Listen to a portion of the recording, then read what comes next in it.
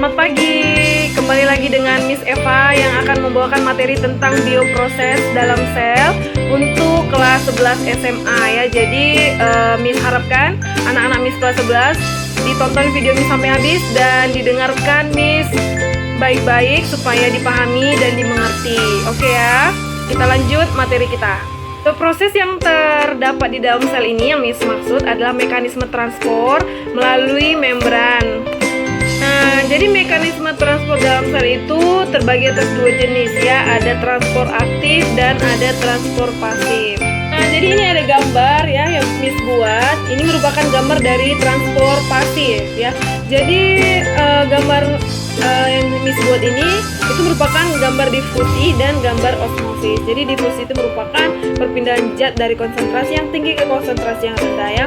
Sedangkan osmosis dia perpindahan zat dari konsentrasi yang rendah ke konsentrasi yang tinggi dengan melalui membran semi permeabel. Nah, jadi ini gambar Miss buat itu gambar dari transport aktif ya. Jadi transport aktif ini dia memerlukan yang namanya energi, berbeda dengan transport pasif yang tidak memerlukan energi. Nah, ada dua contohnya yaitu endositosis dan ektositosis. Namanya juga sudah endo. Berarti dia masuk ke dalam, sedangkan ekto keluar dari dalam membran selnya ya. Nah, cukup jelas ya ini gambar dari ekto dan endo. Materi selanjutnya yang akan Miss jelaskan adalah sintesis protein ya. Jadi di dalam sel itu kan terdapat yang namanya DNA ya.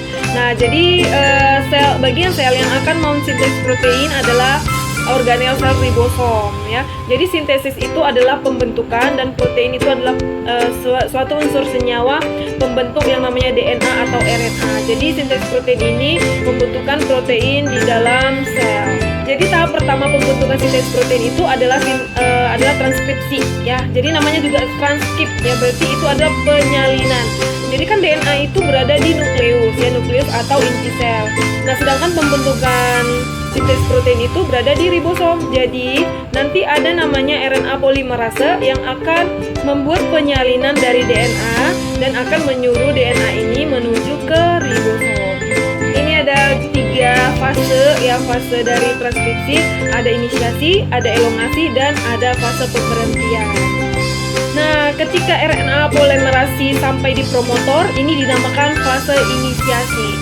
Selanjutnya, RNA polimerase akan kembali ke terminator dan akan membentuk mRNA. Jadi ini disebut proses elongasi.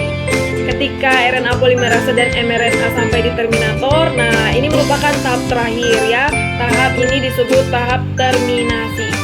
Nah, ketika mRNA terbentuk, maka mRNA atau si pembawa pesan sudah bisa membawa kode-kode hasil salinan dari DNA ke ribosom. Jadi mRNA ini akan mengangkut atau berisi kode-kode kodon dari si DNA. Nah, selanjutnya setelah sampai di ribosom, disinilah terjadi proses translasi ya.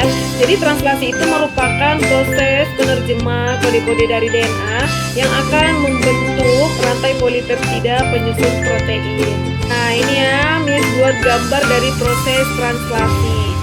Nah, materi selanjutnya adalah reproduksi sel ya. Jadi sel itu juga bereproduksi ya, atau melakukan yang namanya perbanyakan sel. Nah, jadi tujuan dari reproduksi sel ini adalah untuk memperbanyak sel dan untuk juga mengganti sel-sel yang sudah rusak.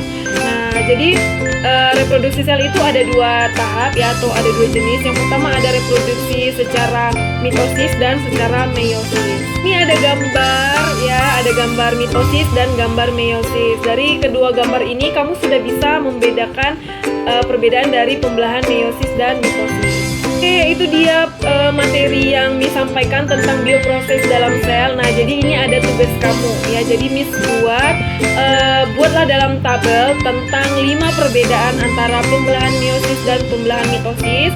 Ditulis di buku catatannya dan Miss tunggu hari ini dikirim ke WhatsApp pribadi Miss ya, Nak.